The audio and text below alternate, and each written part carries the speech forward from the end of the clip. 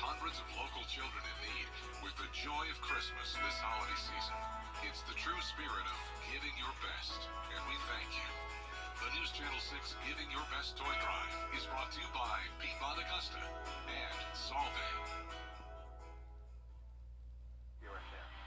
If insurance companies really took care of you, you wouldn't need to call me. So call us first and let us handle the insurance company so you don't have to. And remember, there's never a fee until we win for you. That's the strong arm. Chief Meteorologist Tim Miller, weather coverage you can count on. The Live Viper 6 Skyview Network, sponsored by Terry Lambert Hyundai. Rain and a few isolated thunderstorms will be with us for New Year's Eve, but New Year's Day, looking nice. I'll have your Viper 6 forecast coming right up. Right now on News Channel 6 at 4, a local hangout in Columbia County closing its doors. What could be next for the area coming up.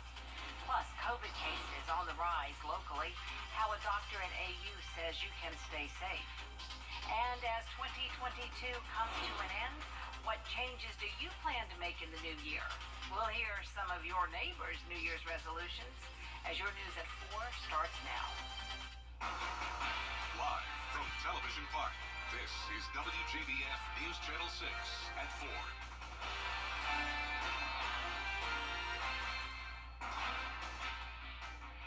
Hello, everyone. I'm Jenny Montgomery. Thank you so much for joining us on this Friday afternoon. Brad Means has the day off. Coverage you can count on begins with a developing story out of Burke County.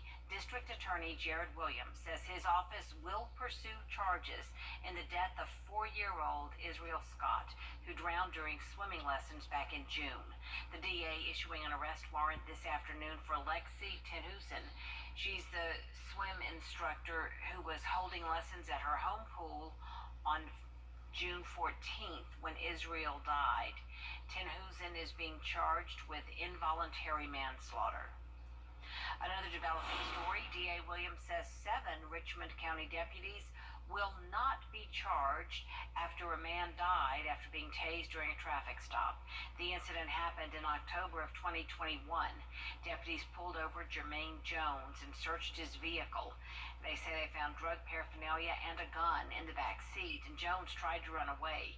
That's when he was tased, which caused him to fall to the ground. He died at the hospital several days later. The district attorney's office says all 7 deputies have been cleared of criminal wrongdoing. Authorities in Saluda County are investigating a deadly shooting. Police went to a home in Johnston Tuesday for a welfare check. Inside, they found a husband and wife dead. The victims are identified as James and Patricia Perry. An autopsy has been ordered.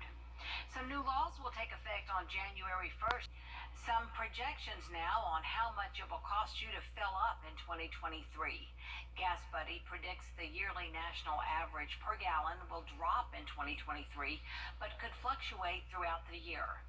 Seasonal demand should keep prices low early on, but the national average could get up to $4 a gallon by May, with a peak of $4.17 a gallon in June.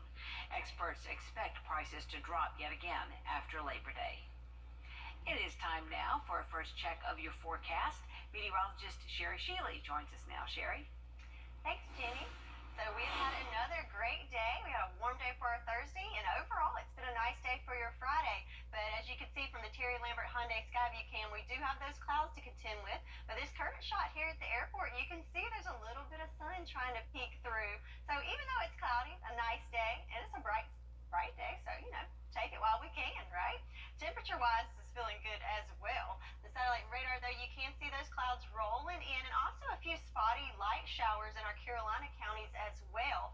So wouldn't be surprised if a little sprinkle here and there throughout those areas. Temperature-wise, feeling nice at 67 degrees in Augusta, and the areas to our south, they've seen less cloud cover, a little more sun, definitely a little bit warmer, 73 in Swainsboro than Augusta, where it's been thick clouds all day long, only making it into those mid-50s. The winds are also picking up a good bit, coming from the coast up to 7 miles per hour in Augusta, so that's something to keep in mind as well. Looking at the big picture, so we do have this onshore flow from the coast giving us the clouds and moisture today, but our next weather maker is right around the corner, so we're looking at a Viper Viper 6 alert day for your Saturday with some rain and periods of storms.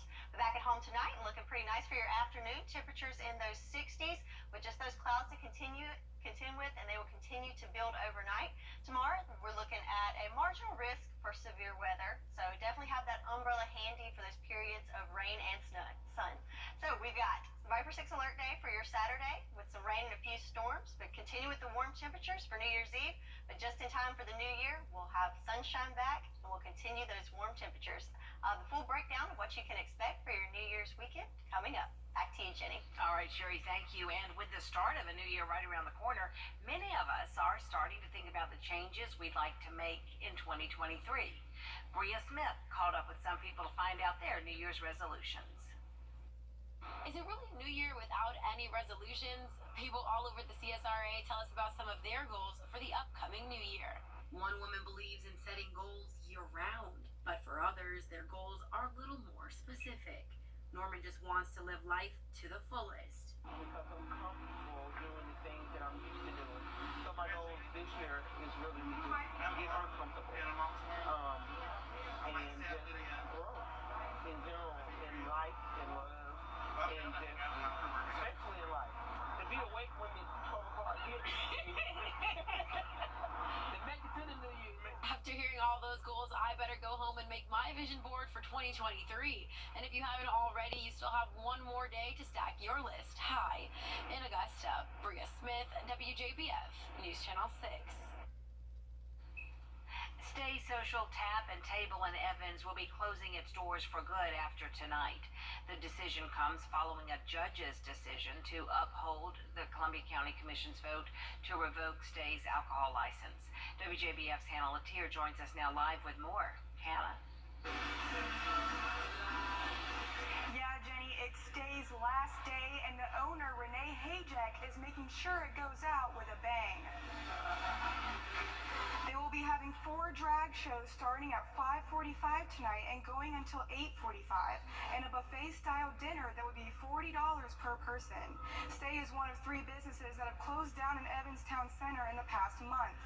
Renee says she's not sure what her future plans are moving forward, but she wants to prioritize spending time with her children. I want the dust to settle, figure out what it is that I want to do going forward. I know that I can't continue on with my business plan as I had it. We had to do a couple 180s since we opened in the middle of COVID.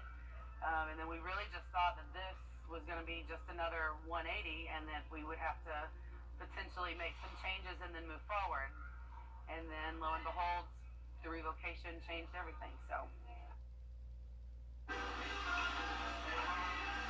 Renee says the support she's received from the community has meant the world to her and the rest of the employees at Stay. Join us at 5 and 6 tonight for a look at how they're preparing for the shows tonight. Live in Evans, Hannah Latier, WJBF News Channel 6. According to the CDC, heart disease is the leading cause of death for men and women in the United States. Scientists here in the CSRA at MCG have discovered a new target in the treatment of the incurable disease. They found a gene responsible for the narrowing of blood vessels that occurs in coronary artery disease, the most common type of heart disease. Researchers have developed a molecule that inhibits the gene and the growth of specific cells that block blood flow to the heart and brain. Our molecule right now is so good, it inhibits proliferation of vascular smooth muscle cell, but it will not interfere with proliferation of endothelial cell. From this point, it's much better than most of other molecules used clinically right now. Dr. Wah hopes their findings will inspire drug developers to create an effective drug for treating heart disease. For now, doctors suggest a healthy diet and exercise to decrease your risk of heart disease. COVID-19 is rising here in Augusta, with at least one local medical center going back to a mask mandate. Doctors at Augusta University Health are urging people to take precautions against COVID once again, and they're beefing up protocol on campus and in their medical facilities. Nikita Dennis has more. Health officials are starting to see a peak in COVID-19 cases. At AU Health, they've seen an increase in positive COVID tests. have seen an increase in COVID in the community. As a matter of fact, probably about 150% increase. And we have seen an increase in admissions due to COVID over the past 2 weeks of about another 150%. Because of this, AU Health is requiring everyone to wear a mask inside the medical buildings. We were expecting an increase. We are in respiratory tract infection viral season, where we've had an increase in influenza. We've had a significant increase in influenza over the past month and a half. It's actually dropped a little bit.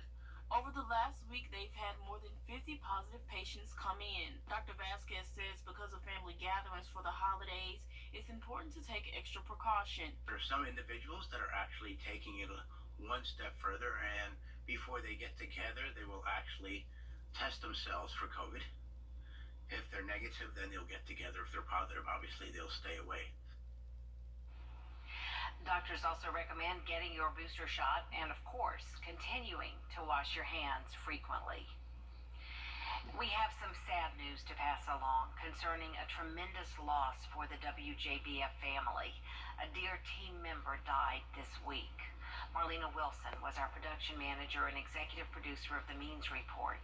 She had a hand in a lot of the programming you see on News Channel 6, from newscasts to our Your Hometown Tour live broadcasts and special programs, including Christmas parades and the Border Bowl. Marlena came to Wjbf 17 years ago from her hometown in West Virginia. She loved her parents, her fur babies, and the Backstreet Boys, and she really loved the Backstreet Boys. Marlena had a contagious laugh and a welcoming smile. She was a talented director, producer, and a gifted writer, sharing her thoughts about everything from reality TV to more mindful living in her blog, Laney's Look. Visitation will be Friday, January 6th at 1 p.m. at Platt's Funeral Home in Evans, followed by a service at 2. Marlena is survived by her father, Rob.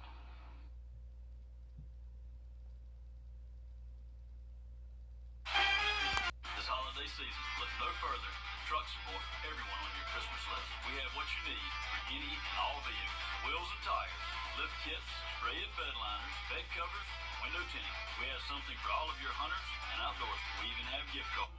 The Caring for Carolina and Children First Partners would like to congratulate Christy Lyon, recipient of the merriest Christmas ever. Happy holidays from Aiken Regional Medical Centers, Pathfinder, Bridgestone, and Wjbf News Channel 6. You've been in a car wreck, you hire a station about you.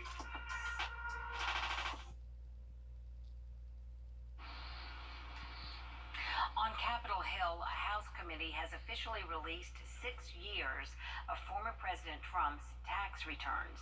The returns show Trump paid little federal income tax for several years while he was in office, and lawmakers say he wasn't initially audited by the IRS. Elizabeth Schulze has more. After a years-long battle, former President Trump's tax returns from 2015 to 2020 are now public.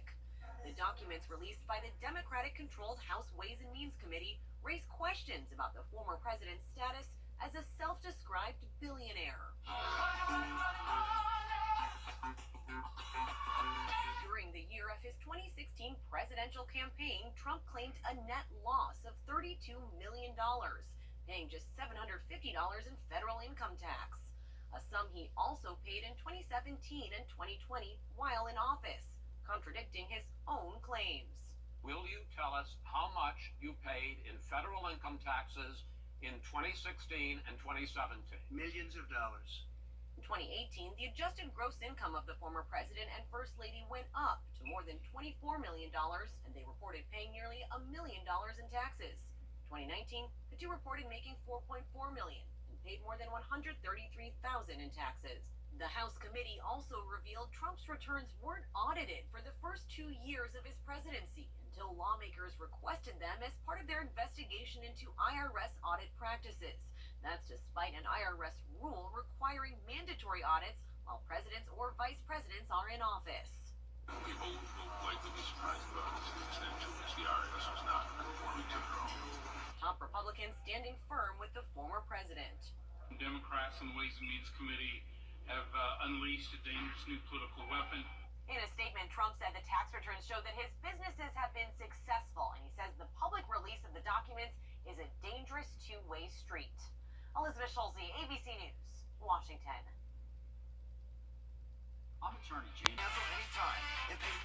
until January 17th.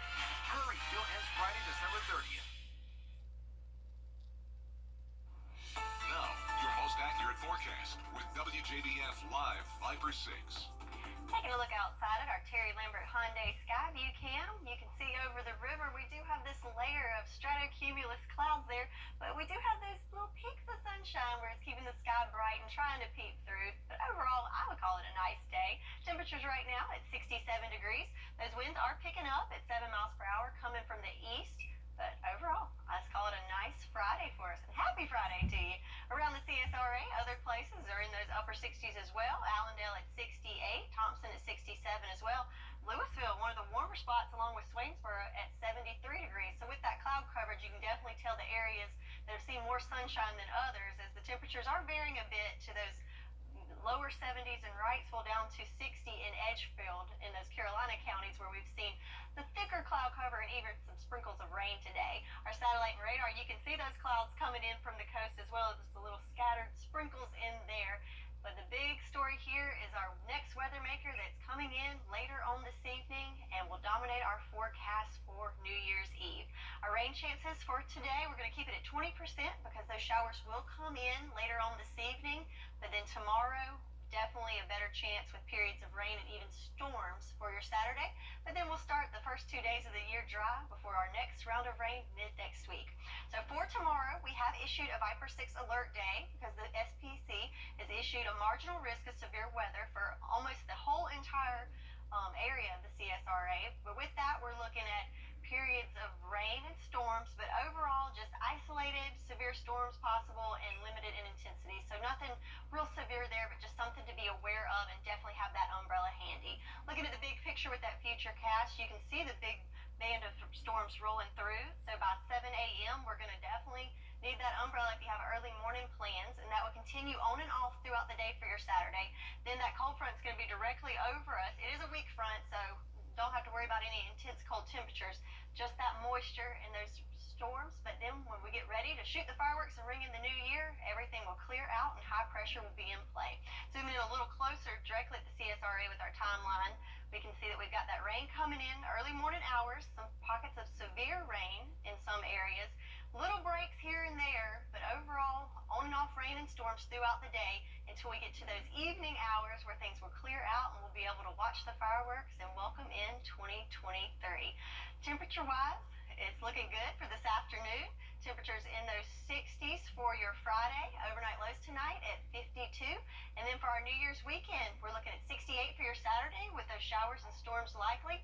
And Sunday, partly cloudy with warm temperatures in the 70s. There's your 10-day forecast, and we'll be right back with you.